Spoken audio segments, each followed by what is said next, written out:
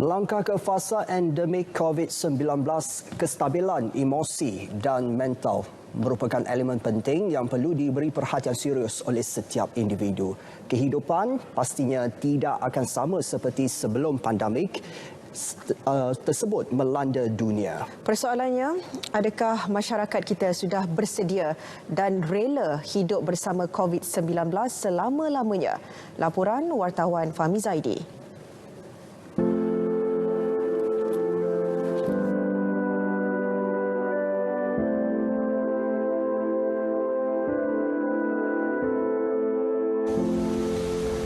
Setelah hampir 2 tahun negara dilanda pandemik COVID-19, pelbagai cabaran dan halangan telah kita harungi. Istilah PKP, PKPB, PKPD dan PKPP sudah tidak asing lagi bagi kita. Dan terbaru kita bakal beralih ke fasa endemik COVID-19.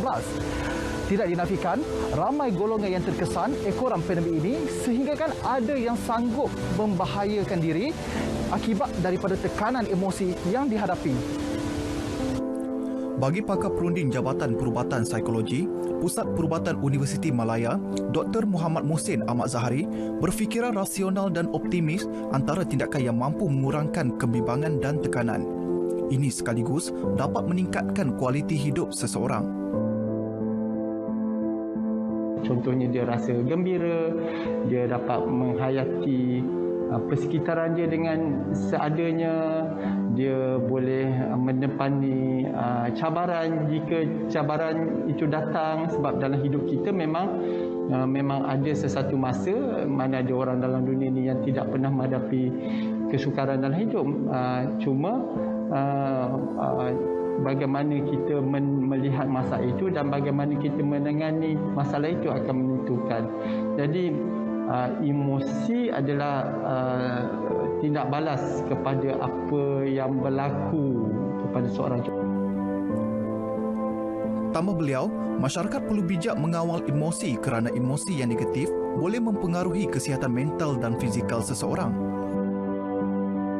Ada yang menunjukkan bahawa jika emosinya sentiasa yang negatif, tertekan dan sebagainya, dia boleh mendedahkan kepada penyakit fizikal seperti penyakit jantung contohnya. Jadi perlunya kita menjaga emosi kita supaya emosi kita sentiasa sihat. Dan emosi yang negatif juga boleh mengurangkan tahap imunisasi badan kita. Jadi ini mendedahkan kepada masalah-masalah lain juga. Apabila perasaan terganggu, rutin harian juga boleh terganggu. Dan yang paling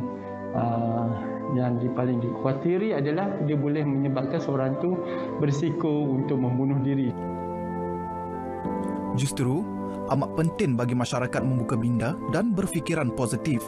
Ia antara usaha terbaik mengatasi kelesuan pandemik. Waktu pandemik ni, emosi ni kita sentiasa berfikiran positif dan terbuka, dan kita kena sentiasa follow apa yang diberitahu oleh kerajaan mengenai SOP. Dan jika kita ada sebarang masalah atau sebarang kekangan atau kata fikiran yang tak beberapa nak okey, kita kena rujuk dengan talian-talian yang sudah diberikan oleh kerajaan. Kita kenalah menggunakan masa yang ada bersama family, meluangkan masa bersama family dan anak-anak bagi mereka yang ada keluarga. Tapi mungkin bagi mereka yang tak ada keluarga, yang bujang dan sebagainya, mereka boleh datang ke contohnya pusat-pusat seperti Taman Botani ini untuk beriadah.